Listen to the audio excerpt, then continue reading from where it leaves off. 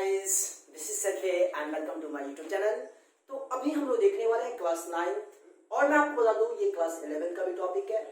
तो हम लोग देखने क्या वाले हैं कि अर्थ के सरफेस पे हमारा किसी बॉडी का वेट होता है और मून पर अगर मान लो तो किसी बॉडी का वेट है।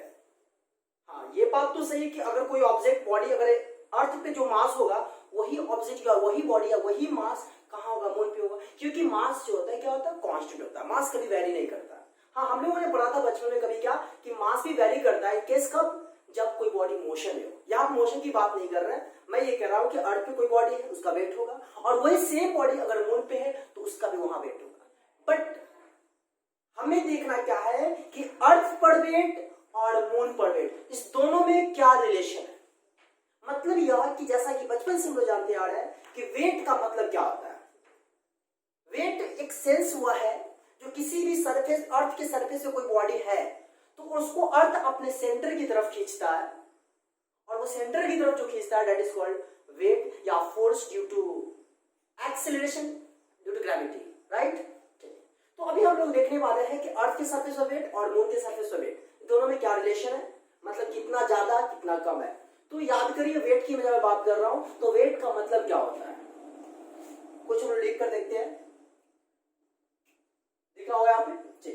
तो वेट का सिंपली मतलब होता है क्या, वेट का सिंपली मतलब होता है मेरे को यहाँ पे m इंटू जी, मास इंटू ग्रेविटी, राइट।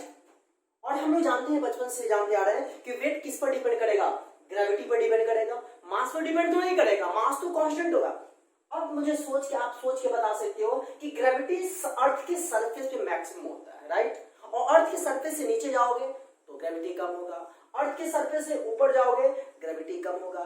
तो हमें मालूम करना है कि अर्थ के सरफेस पे किसी बॉडी का वेट कितना होगा और मून पर वेट कितना होगा। तो मान लो कि किसी बॉडी का वेट, किसी भी बॉडी का वेट अगर मान लो बॉडी का मास मान लो क्या, m मान लो, ठीक है, बॉडी का मास m है।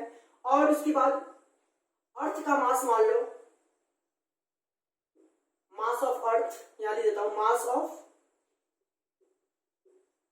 अर्थ मान लो me, रेडियस ऑफ अर्थ मान लो re, राइट। उसके बाद मास ऑफ मून मान लो, क्योंकि मून की बात हो रही है तो मास ऑफ मून हमारा क्या हो जाएगा, mm, राइट। फिर रेडियस ऑफ मून मान लो r, अब आप बचपन में पढ़े थे शायद कि मास ऑफ अर्थ होता है 6 इंटू 10 का पावर 24 केजी, राइट। 6 इंटू 10 का power 24 kg. Earth of radius of earth क्या होता है 6.4 इंटू 10 का power 6 metre, right. Mass of moon क्या होता है 7.4 इंटू 10 का पावर 22 केजी, हम लोगों ने बचपन में पढ़ा था। और रेडियस ऑफ मून क्या होता है 1.74 इंटू 10 का पावर क्या 6 मीटर।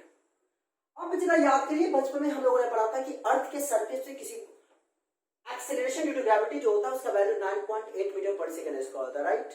और मून पे भी हम लोगों ने पढ़ा था क्या 1.63 मीटर पर सेकंड स्क्वायर होता है। हम यहाँ पे हमारा जो टॉपिक है क्या कि wait of an object on moon versus wait of an object on अर्थ, ये हमारा टॉपिक है। अभी हमको इसको मैथमेटिकली प्रूव करना है कि कितना ज्यादा होगा या कितना कम होगा। चलिए, इतना मैंने लिख दिया। अब जरा सोच सकते हो कि अगर हम मान लेते हैं कि किसी भी बॉडी का वेट हमारा कहां, मून पे, अर्थ पे कितना हो, पहले पे अर्थ पे निकाल देते हैं तो लिखेंगे क्या, weight of a body on earth.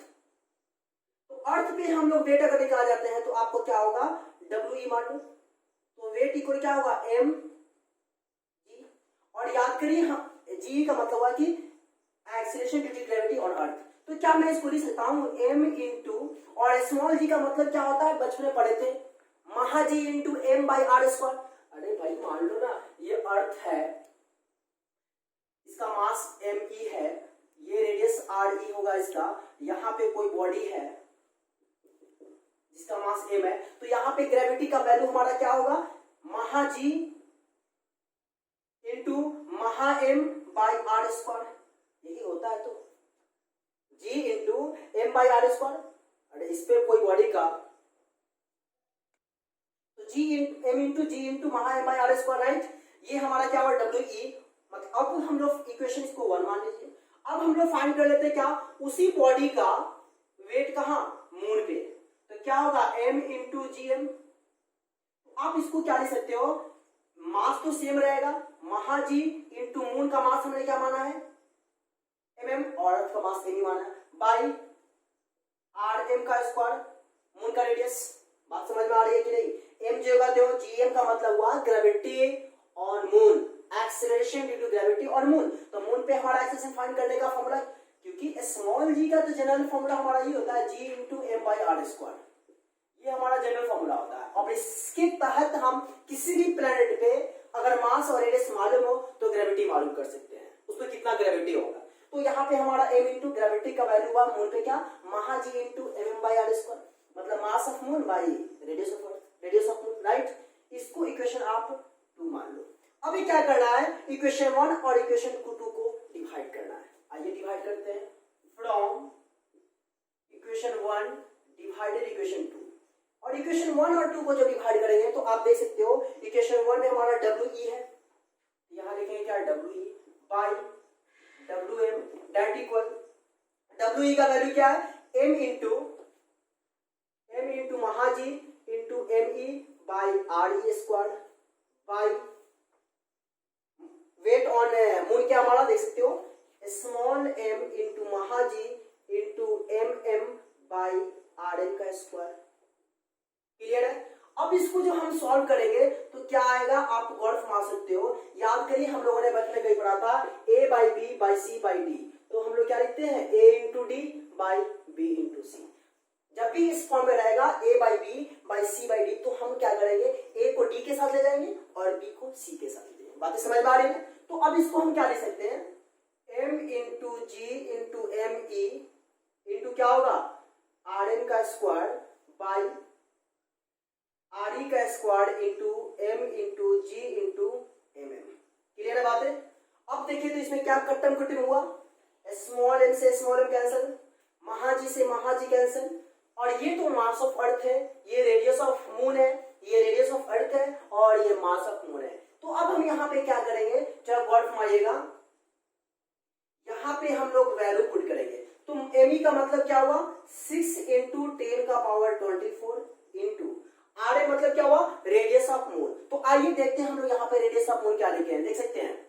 और ये वैल्यू तो आप हमेशा याद रखना क्योंकि कैलकुलेशन में काम आएगा। तो रेडियस ऑफ मून का वैल्यू मेरे को क्या है, 1.74 इंटू 10 का पावर 6 का स्क्वायर बाई। क्लियर है। और फिर यहाँ पे क्या है, रेडियस ऑफ अर्थ। तो रेडियस ऑफ अर्थ अभी हमने लिखा है 6.4 इंटू 10 का पावर 6 का स्क्वायर इंटू फिर क्या है, मास ऑफ मून। और मास ऑफ मून हमारा क्या है, आप देख सकते हो, मास ऑफ मून हमारा 7.4 इंटू 10 का पावर 22 का होल स्क्वायर।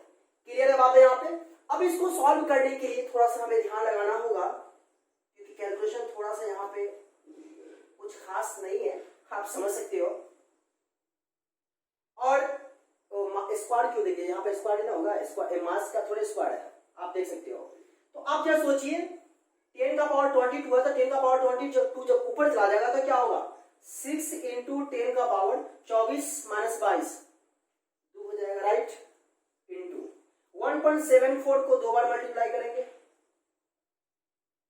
और 10 का पावर 6 को जब 2 बार मल्टीप्लाई करेंगे तो क्या आएगा मेरे को, 10 का पावर 12, क्योंकि पावर का पावर जब होता है तो मल्टीप्लाई करते हैं। तो 10 का पावर क्या हो जाएगा, 12 बाई, नीचे दिख रहा है, चलिए थोड़ा सा दिख रहा है, आप मैनेज कर लेना, 6.4 इंटू 6.4 इंटू 10 का पावर 6 है, इसका मतलब 10 का पावर 12 इंटू 7.4 दिख रहा होगा। चलिए इतना तो लिख सकते हैं क्योंकि स्क्वायर है तो हमने स्क्वायर कर दिया। अब जरा गौर फरमा सकते हो, 10 टू द पावर 2 और 10 टू द पावर 2 तो कैंसिल हो जाएगा। तो फाइनली मेरा क्या आया, आप देख सकते हैं रिजल्ट हमें कुछ इस प्रकार आ रहा है, WE/WM डेट इक्वल, आप देख सकते हो 6 इंटू 10 का स्क्वायर। अब जब एक बात और देखिएगा, ये आपका ये 2 डेसिमल से एक छोटे इसका ये तो फिनिश हो जाएगा। तो 10 का स्क्वायर क्या होता है, ऐसा लीजिए रहने दीजिए, 6 इंटू 10 का स्क्वायर से जब इसको आप मल्टीप्लाई करोगे 1.74 को, तो डेसिमल तो फिनिश हो जाएगा। तो 174 इंटू फिर ये 174 दिख रहा है, चलिए बाई। अब हम यहां पे क्या कर सकते हैं, 64 इंटू, तो यहां पे लिखेंगे क्या, 64 इंटू 7.4। क्लियर है। अब जब आप इसको सॉल्व करोगे, कैलकुलेट करोगे, तो पता यह चलेगा कि मेरे को आएगा WE/WM डेट इक्वल, आपको मैं बता दूं यहां पे हमारा जो आएगा ये आएगा क्या, 6 आ जाएगा, राइट। यहां पे हमारा क्या होगा, 6 आ जाएगा। जब इस पूरे को डिवाइड करोगे तो फाइनली मेरे को आएगा क्या, 6 आ जाएगा। अब बताओ मुझे कि इसको जब हम क्रॉस मल्टीप्लाई करेंगे तो क्या आएगा, WE = 6 इंटू WM। क्या मैं ऐसा लिख सकता हूं, WM इक्वल, इसको भी घेर दो अच्छा लगेगा, WM इक्वल 1/6 इंटू WE, इसको भी आप घेर दो। मतलब यह हुआ मेरे प्यारे दोस्तों कि weight on moon is equal to 1/6 into weight of an object on earth.